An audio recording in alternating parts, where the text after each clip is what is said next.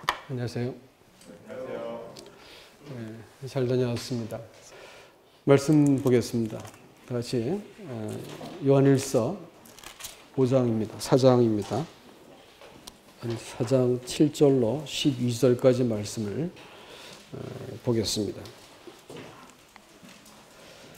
요한일서 4장 7절로 12절까지 말씀을 다 함께 읽겠습니다. 찾으셨습니까? 자, 읽어보죠. 시작. 사랑하는 자들아, 우리가 서로 사랑하자. 사랑은 하나님께 속한 것이니 사랑하는 자마다 하나님으로부터 나서 하나님을 알고 사랑하지 않는 자는 하나님을 알지 못하나니 이는 하나님은 사랑이시라. 우리에게 이렇게 나타난 바 되었으니 하나님이 자기의 독생자를 세상에 보내심은 그로 말미암아 우리를 살리려 하심이라. 사랑은 여기 있으니 우리가 하나님을 사랑한 것이 아니요 하나님이 우리를 사랑하사 우리 죄를 속하기 위하여 화목제물로 그 아들을 보내셨습니다. 사랑하는 자들아, 하나님이 이같이 우리를 사랑하셨은즉 우리도 서로 사랑하는 것이 마땅하도다. 어느 때나 하나님을 본 사람이 없으되 만일 우리가 서로 사랑하면 하나님이 우리 안에 거하시고 온전히 이루어졌느니라. 아멘. 아멘. 하나님이 오늘 본문에서는 사랑이시라고 선언하십니다. 앞에서는 하나님이 빛이시다라고 말씀하신 분이 오늘은 사랑이라고 말씀을 하시네요. 자, 여러분, 요한복음 4장에서는 하나님이 영이시다 이렇게 말씀하셨습니다. 하나님이 어떤 분인가에 따라 가지고 우리가 그에 대한 태도가 바뀌는 것입니다. 잘 보십시오. 하나님이 영이다 이렇게 하면 영이란 사람의 인격의 가장 내밀한 부분입니다.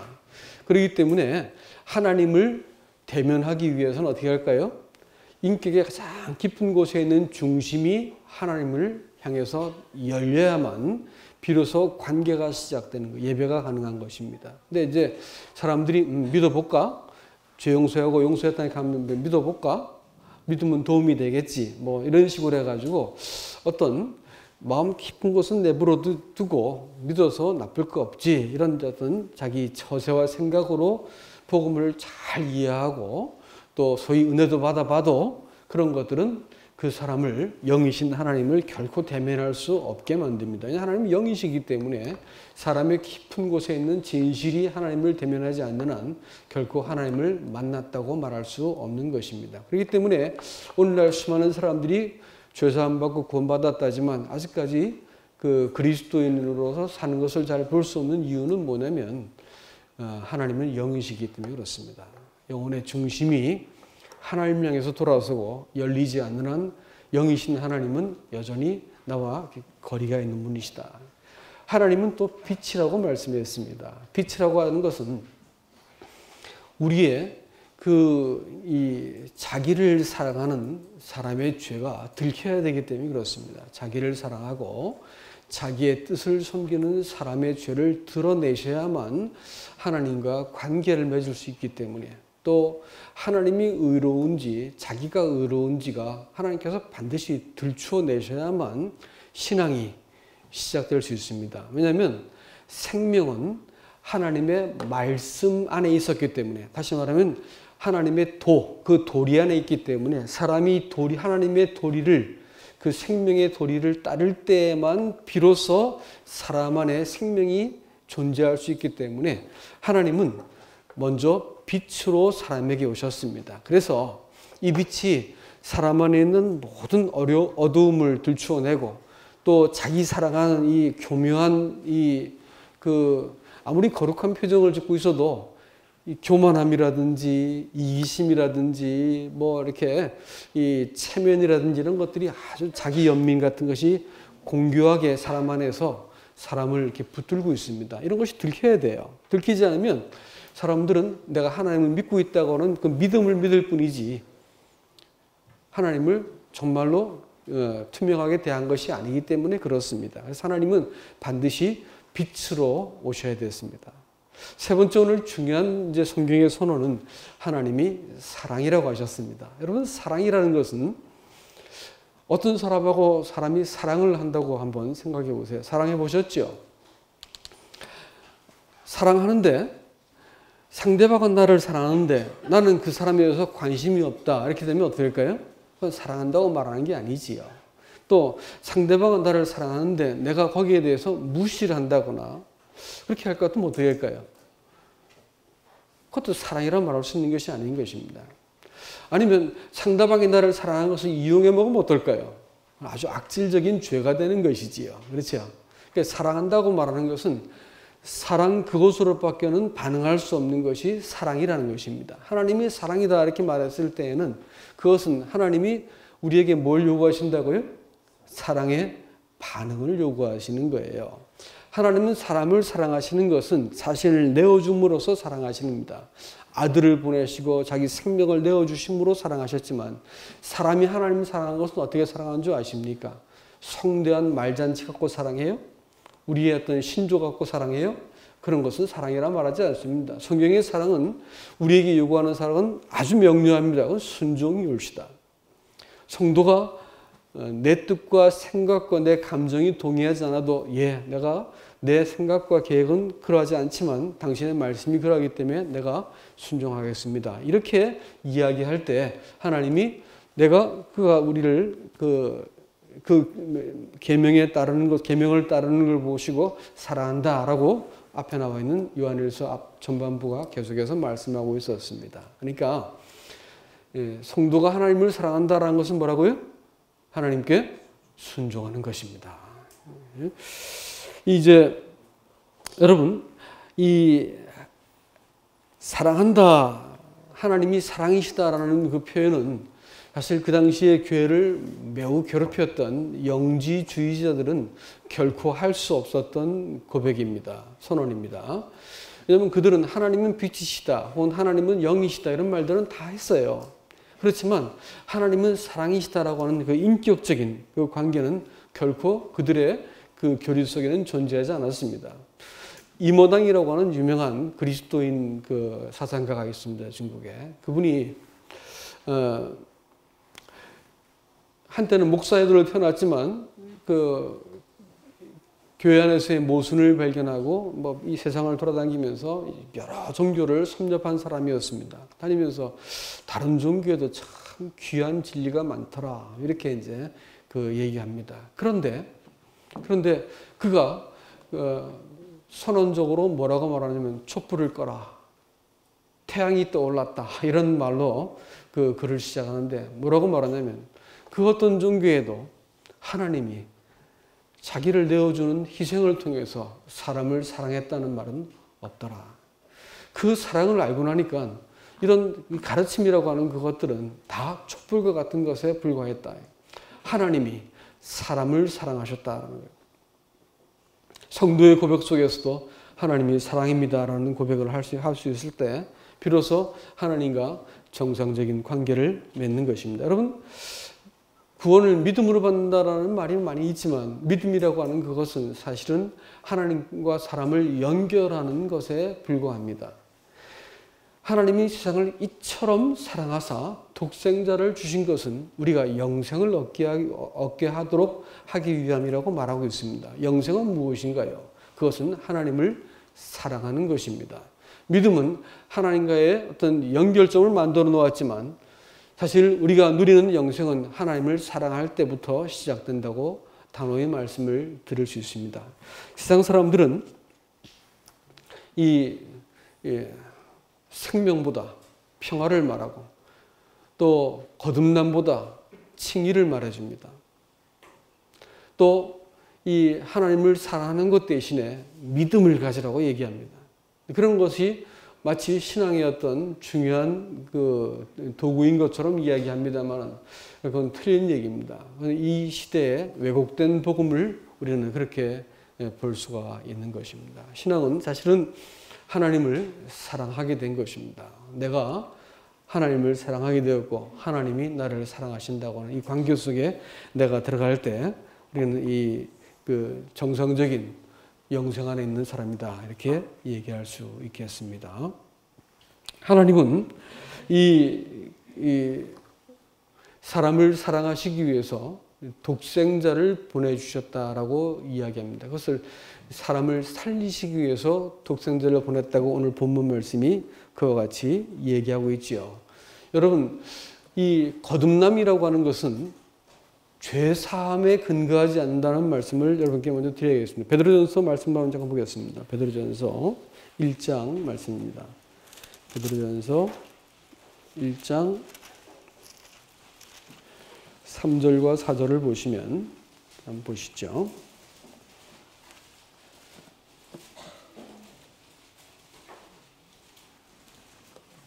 제가 읽겠습니다. 우리 주 예수 그리스도의 아버지 하나님을 찬송하리로다. 그의 많으신 긍휼대로 예수 그리스도를 죽은 자 가운데서 부활하게 하심으로 말미암아 우리를 거듭나게 하사 산 소망이 있게 하시며 썩지 않고 더럽지 않고 쇠하지 않은 유업을 있게 하시나니 곧 너희를 위하여 하늘에 간직하신 것이라.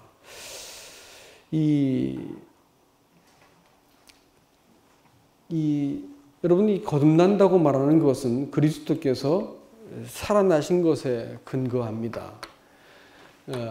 그리스도께서 죽으신 것에 근거한 게 아니고 3절 말씀해 볼 것 같으면 그리스도께서 부활하신 것에 우리가 이 거듭남의 근거가 있다는 것을 지금 말해주고 있습니다. 부활하신 분께서 우리를 부활하셔가지고 새로운 신분을 주셨을 뿐 아니라 우리에게 찾아오셔가지고 우리와 더불어 함께 살게 된 것이 사람이 하나님으로부터 온 생명을 얻게 된 바로 그 근거가 된다라는 것이지요. 그러니까 구원이라고 말하는 그것은 이와 같이 하나님이 우리를 살려내신 것에 그 근거를 두어야만 되는 것입니다. 많은 사람들이 내가 영원한 속죄를 깨닫고 심판을 받지 않았기 때문에 구원받았다 이렇게 말씀들을 하세요. 근데 그것은 정확한 성경적인 진술일 수 없다고 말하는 것입니다. 거듭남이라는 것은 말 그대로 태어남이기 때문에 어떻게 살아났는가라는 것을 묻는 문제입니다. 그래서 신앙생활은 우리가 하나님의 아들이 부활하셔가지고 나와 함께 살게 되어진 것을 우리가 초점을 맞춰야지 영생을 사는 것을 우리가 알 수 있다라는 것입니다. 그리고 이 본문의 말씀은 다시 10절에 볼 것 같으면 사랑은 여기 있으니 우리가 하나님을 사랑한 것이 아니요 하나님이 우리를 사랑하사 우리의 죄를 속하기 위하여 화목제물로 그 아들을 보내셨습니다. 이렇게 했습니다. 이 하나님이 화목제물로 자신의 아들을 보내주셨습니다. 화목제물이라고 말하는 것은 하나님과 사람과 사람이 화목하게 되게 하도록 하기 위해서 하나님께서 아들을 희생을 시키셨다. 이런 말씀이 될 것입니다. 여러분,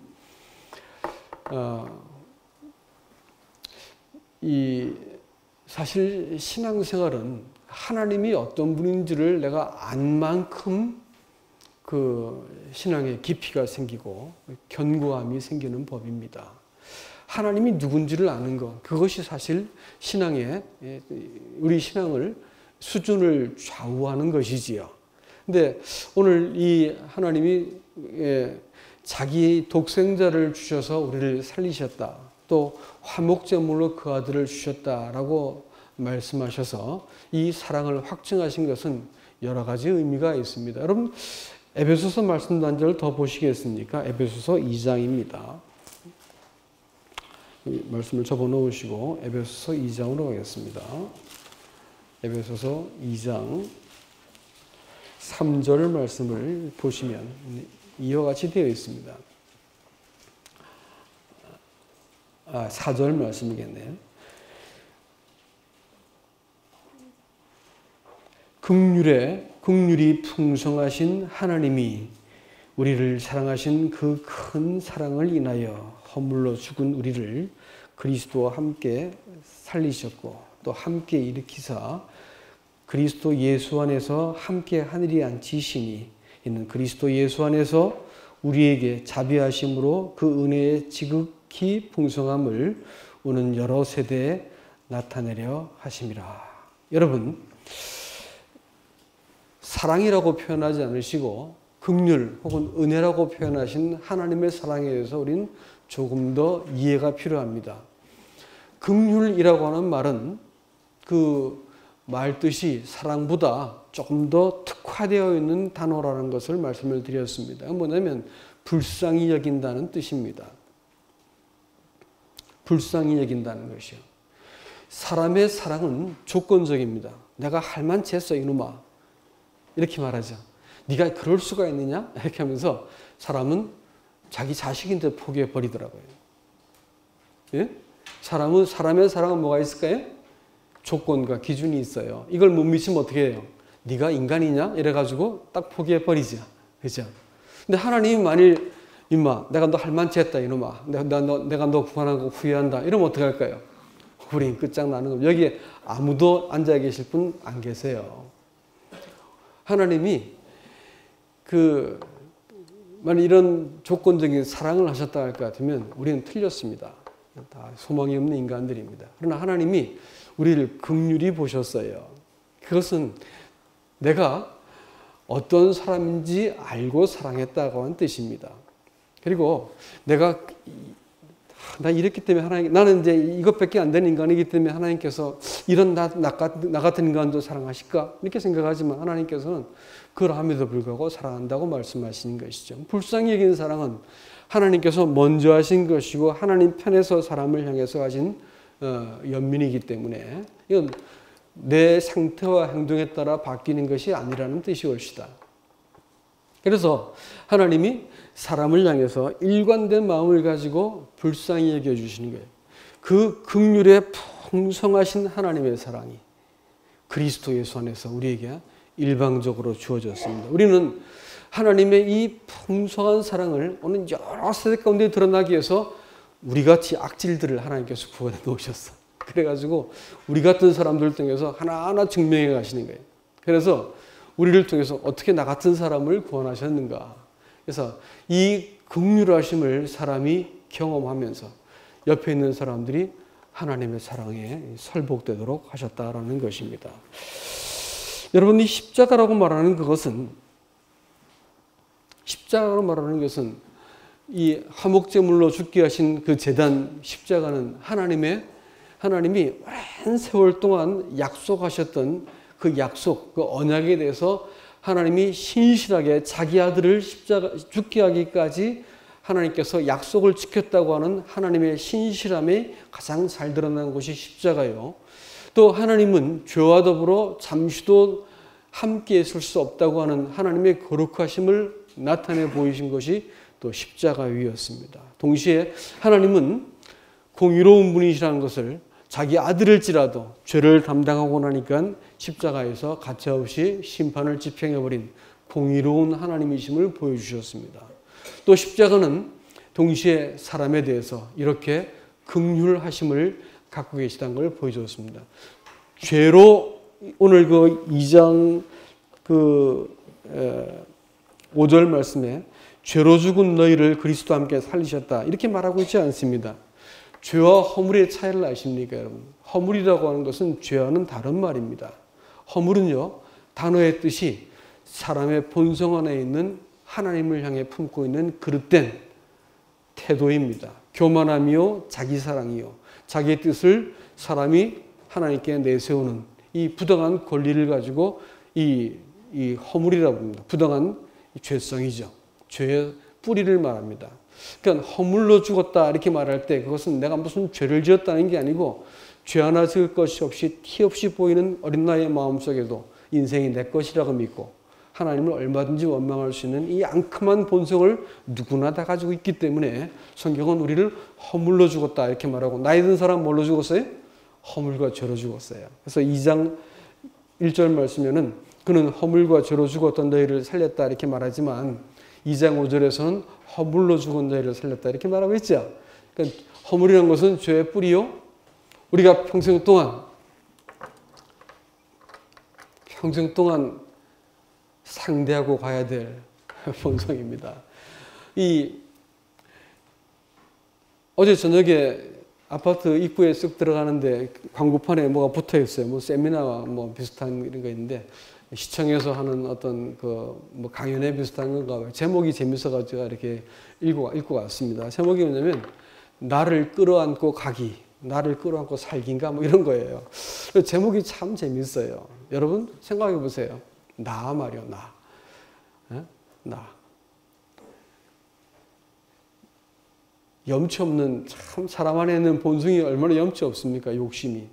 또 사람의 이 욕정이라고 하는 것은 또 얼마나 수치스럽고 부끄럽습니까? 그렇죠? 조금만 무시당해도 분노를 견디지 못하고 조금만 나에 대해서 누가 욕을 하면 밤에 잠을 못 자죠. 예? 내가 늘 먼저 해야 되고 내가 늘 인정받아야 되고 이 불편한 이 나를 끌고 죽을 때까지 끌고 가야 되는 거예요. 예?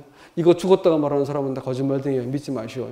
죽을 때까지 끌고 가야 돼. 함께 더불어 살아야 되는 거야. 이 참 구질구질한 이 본성을 내가 끌어안고 살아야 되는 것인데 이것이 나라고 믿으면 아직까지 신앙에 출발을 하지 못한 천진난만한 사람이고 이것을 미워해야 되겠지만 또 이것을 끌어안고 가야 되는 것도 그 사실인 것입니다. 어떻게 끌어갈 것이냐? 성경이 나를 보는 대로 내가 나를 그 방식대로 내가 나를 봐야 되는 것입니다. 하나님께서 나를 이 죄에도 불구하고 나를 긍휼히 보셨다고 하는 사실들을 먼저 기억하세요. 하나님이 내가 이러함에도 불구하고 이 참 내가 봐도 형편없는 인생을 하나님께서 나를 긍휼히 보셨다라고 하는 사실들을 꼭 기억하시기 바랍니다. 그래서 내가 나에 대해서 이 관대한 마음을 가지고 보아줄 수 있는 그런 마음. 내가 이것을 끌려당기지도 않고 내가 섬기지도 않고 내가 이것을 팽개치지도 않고 내가 이것을 하나님 앞에 내가 늘 둘 수 있는 마음을 갖는 것이 사실 신앙이 하나님 앞에서 평화를 가져가는 중요한 길이다라는 것을 기억하시기 바랍니다. 어떤 사람이 오랜 교회 생활을 했음에도 불구하고 자기가 하나님 앞에 온전치 못한 것 때문에 성령께서 그 마음을 감동을 시켰겠죠. 어느 한순간에 자기가 하나님 앞에 보니까 내가 참 잘못된 사람이야. 내가 이대로 천국 가면 천국에서 나는 가장 부적합한 사람이라는 것을 깨닫게 됩니다. 그때 지옥은 너무 두려웠습니다. 가고 싶지 않았어요. 지옥은 가기 싫었고 천국은 내가 부적합한 자이고 난 지금 아무것도 할 수 없는 무력함. 내가 이뤄놓은 일이라는 것은 아무것도 없고 내 인생을 바라봤더니 앞으로도 소망이 별로 없는 나를 바라볼 때 한 발짝도 움직일 수 없는 그런 사람이라는 것을 알게 되니까 앉은 그 자리에서 꼼짝 못하고 그냥 이렇게 두려움 가운데 떨었습니다. 근데 갑자기 그때 그 한 말씀이 내 마음속에 떠올랐어요. 하나님이 나를 사랑하신다라는 것이었습니다. 그럼 이 사람이 이제 그 간증을 제가 좀 읽었었는데 그 순간에 비로소 내가 나를 가두고 있는 어둠이 탁 벗겨지는 것을 내가 알게 되었고 하나님 앞에 자유함을 내가 경험했다 이렇게 표현을 했습니다. 여러분 신앙은 하나님이 나를 향해서 긍휼한 마음을 갖고 계시다라고 말할 때 비로소 내가 살아나는 거예요. 그 자리에서 내가 아무리 이렇게 넘어져 있는 자리일지라도 하나님이 나를 사랑하신다라고 하는 그 사실 앞에서 내가 비로소 힘을 얻고 거기에서 살아날 수 있는 힘을 얻는 거예요. 내 존재 그 자체를 내가 인정하고 끌어안고 일어날 수 있는 힘을 얻는 것이 하나님의 긍휼입니다. 이것을 확실하게 하기 위해서 그분은 화목제물이 되셔야 되고요. 또 이런 사람을 살려내시기 위해서 누굴 주셨을까요? 천사 중에 하나를 죽였어요? 아니에요. 독생자를 주셨습니다. 이 독생자는 우리로 하여금 하나님이 그 약속 안에서 우리를 충분히 아들처럼 살게 만드실 수 있게 하기 위해서 그분이 독생자를 보내셔가지고 나를 살려내신 거예요. 우리 수요일 날 공부할 때 히브리서 9장이 두 가지 피가 있다고 말씀을 드렸습니다. 히브리서 9장이 10절을 중심으로 둘로 나눠지는데 앞부분은 대속죄일에 관계된 얘기로서 피를 들고 모든 것을 정결케 하기 위한 대제사장의 사역에 대해서 말하고 있습니다. 다시 말하면 정결하게 하는 피를 언급하고 있고요. 그 다음에 11절 이후부터 그 뒤는 출애굽기 24장에 하나님의 백성과 하나님이 언약을 맺는 장면을 고스란히 재현하고 있습니다. 그것은 뭐냐면 언약의 피에 관계되는 것입니다. 속죄의 피는 우리를 죄값을 지불하셔서 형벌받지 않게 만드는 피입니다. 깨끗하게 하는 피지요. 그러나 그것 가지고는 안 돼요. 왜 안 되는 줄 아십니까? 우리는 허물을 가진 사람들이에요. 우리 본성이 얼마나 이 추악한지를 우리는 아직 충분히 모르고 있습니다. 우리 평생 동안 이게 정의의 이름으로, 양심의 이름으로, 내가 옳다고 하는 어떤 도덕적인 기준의 이름으로, 또 내가 갖고 있는 어떤 정당성, 우리는 얼마나 많은 이런 것들을 마음속에 품고 있는지 몰라요. 이것이 죄인 줄을 알기까지는 사실은 많은 부딪힘이 필요합니다. 부모가 자식에 대해서 집착한 것이 사랑이라고 말하지만 사실 열어놓고 보면 그것이 집착이었어. 자식이 자기 마음대로 되어지길 바란 것이죠. 자식이 잘 몰라주면 이 나쁜 자식, 내가 너한테 얼마나 희생했는데, 이건 사랑이 아니라 집착이라고 부르는 겁니다. 집착은 그런 것이 집착이고요. 사랑은 자식을 그런 조건을 붙이지 않고 사랑할 때 사랑한다고 말하는 것이죠. 그러니까 이제 이렇게 볼 것 같으면 하나님이 이 사람에 대해서 갖고 계신 이와 같은 이 사랑에 대해서 우리가 있는 그대로 받지 않으면 우리는 우리 마음속에 있는 내가 옳다고 믿는 것을 정당하다고 생각한 이런 생각을 가지고 평생 살게 되어 있습니다. 근데 이것이 죄라는 것이 들켜야 돼요. 안 들키면 절대로 죄라고 신하기 전까지는 우리는 계속해서 이것 붙들고 이것을 보호하는 것이 신앙이라고 생각합니다. 그건 신앙이 아니에요. 신앙은 생명의 문제라니까요. 생명의 문제야. 그래서 내가 어떤 무엇을 잘 믿어드린 것이라든지, 내가 옳다는 바의 그 신념의 체계를 깨뜨리지 않고 내가 잘 하나님을 섬겼다든지 이런 문제가 아니고요. 사실은 하나님이 사람 안에 찾아와서 어떤 일을 행하신 것이에요. 그러니까 우리를 붙들고 있는 것이 뭐냐면 하나님의 사랑이요. 우리를 붙들고 있는 것이 하나님의 생명입니다. 그러니까 우리는 하나님의 생명답게 살 수 있도록 하나님께서 모든 것을 아들을 통해서 우리에게 주셨고 그 아들은 우리 안에 계신 거예요. 그러니까 이 생명이 막혀버리면 마음속에 불평이 생기고, 이 생명이 막히면 마음이 공고해지는 거예요. 아까 그런 얘기는 잠깐 나왔지만, 여러분 애굽이 편한 곳이에요? 광야가 편한 곳이에요? 대답을 한번 보세요. 네? 애굽이 편해요. 몰랐어요, 아직까지? 애굽이 편한 곳이라니까요. 광야가 편하다고?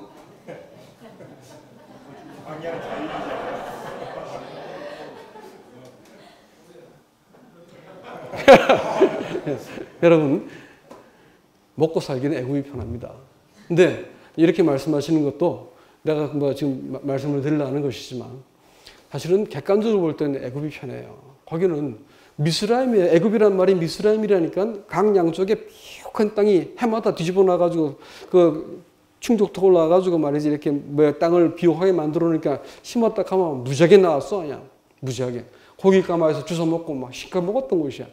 편한 곳이었다고요. 편했나? 하여튼 노예 생활 했겠지만 마귀만 잘 섬기면 먹고 살만한 곳이 어디라고요? 애굽이었어요. 애굽. 후회하지 마세요. 그렇지만 광야 나오자마자 굶먹고 목마른 곳이 광야였습니다. 근데 광야에서 사람이 살 수 있는 길은 딱 하나밖에 없었어. 그것은 하늘에서 내려오는 것을 내가 먹을 때였어요. 뭐예요? 만나였고 그건 말씀이었거든요. 하나님 말씀으로 내가 살겠다는 결정을 하지 않으면 광야는 정말 우리가 살고 있는 삶은 정말 고단한 곳입니다. 예수 믿기 얼마나 힘드세요? 네? 여러분 참 이런 말씀 드리면 안 되지만 조의를 표합니다. 예수 믿고 얼마나 수고스럽습니까? 참 이게 수고스럽거든. 예수 믿고 갔더니 별것도 아닌데 저놈들은 막 마음대로 먹고 제끼고 거짓말도 잘하는데 난 그게 할 수도 없으니까 거짓말도 못하고 손해는 다 보고 싸웠다 하면 내가 피해를 보고 예수 믿는 게 무지하게 고단해 이게.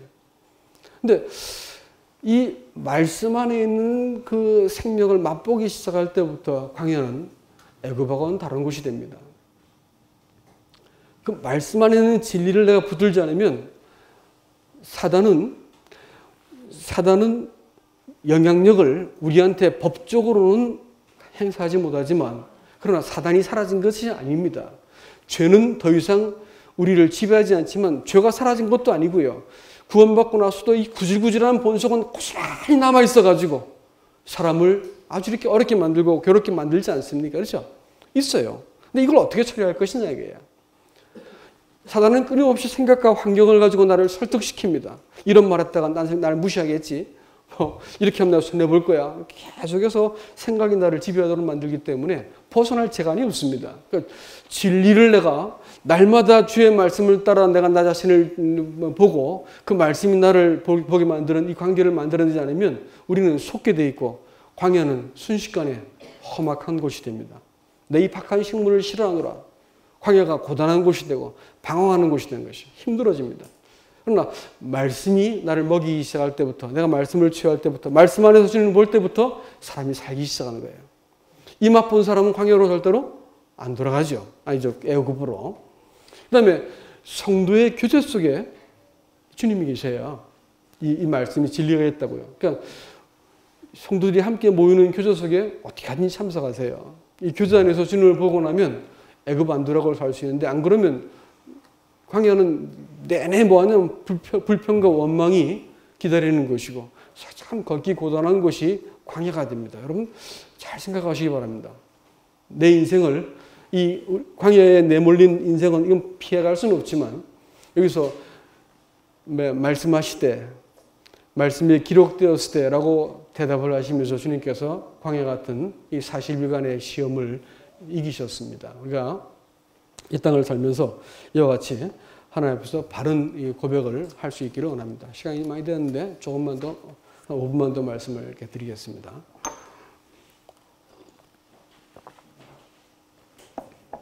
오늘 이 성경이 그 10절 말씀에서 이렇게 얘기하고 있습니다. 12절 말씀에서 어느 때나 하나님을 본 사람이 없으되 만일 우리가 서로 사랑하면 하나님이 우리 안에 거하시고 그의 사랑이 우리 안에 온전히 이루어지느니라. 여러분 이게 지금 하나님이 우리에게 의도하신 구원의 목적이 될 것입니다.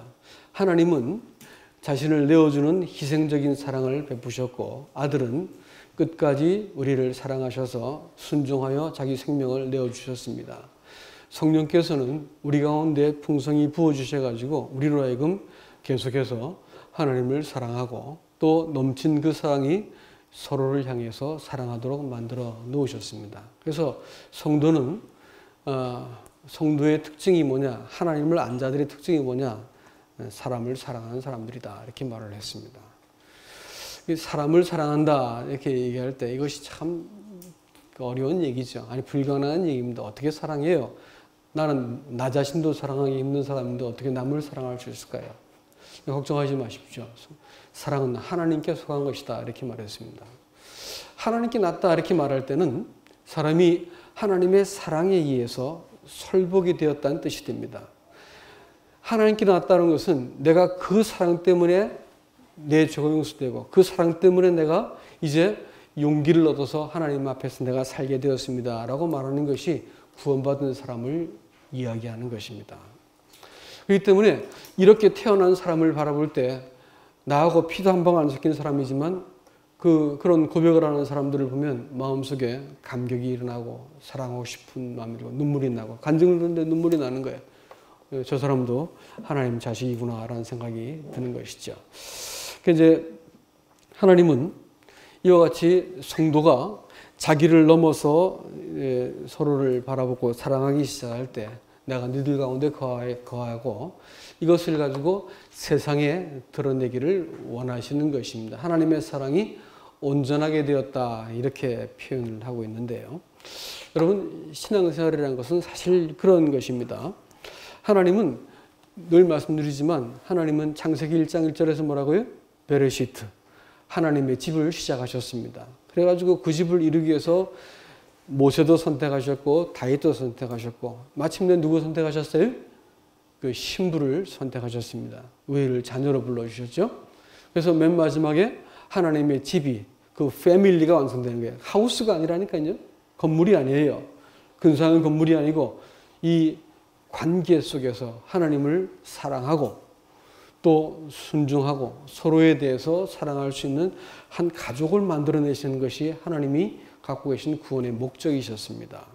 그래서 이 일을 위해서 모세는 사환으로 목숨 걸고 순종한 거고 아들은 이 집을 이루기 위해서 자기 목숨을 내어놓으셨습니다. 그래서 그랬더니 마침내 우리가 뭐가 됐다고요? 우리가 그의 집이라 했습니다. 하우스라고요? 아니요. 하우스가 아니고 뭐라고요? 가족이다 말이에요. 가족이 되었다 했습니다. 그래서 성도가 서로를 바라보고 서로의 문제를 기억해낼 때 아프고 기도할 수 있게 되어지는 그것은 성도에게 주신 위대한 본능이 됩니다.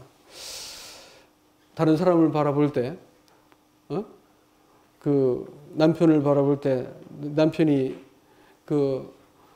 잘 되면 신경질이 나고 뭔가 좀 잘못되면 고소하게 느껴지면 사랑하는 것이 아니겠죠? 또 어떤 사람이 자기가 미워하는 사람이 잘 되면 역시 하나님은 살아계셔. 뭐 이러면 어떻게 될까요? 그거 아주 곤란한 얘기죠. 사람들은 그렇게 생각하고 싶어 합니다. 어느 날, 어느 순간에 하나님 앞에서 사람의 마음이 이 하나님께서 저 사람 보고 나를 한 몸으로 불러주셨구나라고 이제 이야기 시작할 때 사람의 태도가 바뀌게 되죠. 그래서 우리가 이 교회의 교회가 가질 영광, 마침내 도달해야 될 그 목적지가 어딘지 아십니까? 집이 되는 거예요. 그럼 어떻게 할까요? 여기서 예배 잘 진리를 따라 잘 드리고 또 교회 생활 잘 하고 또 교회에서 시킨 대로 잘하고 말씀 잘 듣고 봉사 잘하고 나면 우리가 온전한 교회가라는 것을 물어보셔야 됩니다. 우리가 그거 다 하고 또 잃어버림 받을 수 있습니다. 하나님 앞에서 우리가 나중에 책망받을 수 있는 걸 기억하시기 바랍니다. 우리가 서로를 바라볼 때 이 집이다, 가족이구나라고 여겨질 때까지 사실은 우리는 우리가 충분히 가야 될 만큼 도달하지 못한 것입니다. 이 교회의 수준이에요. 우리 교회 수준을 그걸로 봐야 됩니다. 자기 문제를 감춰요. 어떻게 할까요? 서로가 경쟁자가 돼가지고 내가 상대방을 이렇게 이기고 올라서야 된다고 생각하는 거예요. 아직까지 그 사람에게서 이게 쌓여진 벽돌이 금이가 있는 겁니다. 무너질 자리입니다. 하나님께서 흔들어댈 사단이 흔들 수 있는 자리에 벽돌이 붙어 있지 못한 거예요. 떨어진 거예요. 하나님은 우리를 그래서 사랑함으로써 하나님의 사랑이 증명되는 그 자리를 보고 싶어 하세요. 그래서 그걸 사랑이 온전케 되었다 이렇게 얘기합니다. 그리스도인들은 서로가 진실을 말할 때 교회로 세워지는 것입니다. 정직한 대화가 되어지지 않으면 우리는 아직까지 그리스도의 몸된 교회 안에 들어와 있는 사람들이 아니라고 보셔야 됩니다. 교회를 어렵게 하는 분들이세요. 교회를 섬긴다고 말하는 것은 사랑하는 것입니다. 그리고 내 문제에 대해서 정직히 드러내어서 함께 이 문제를 기도하고 또 아파하고 문제를 풀어나가는 이 소망스러운 교회가 될 수 있기를 주님의 이름으로 부탁합니다. 이상입니다.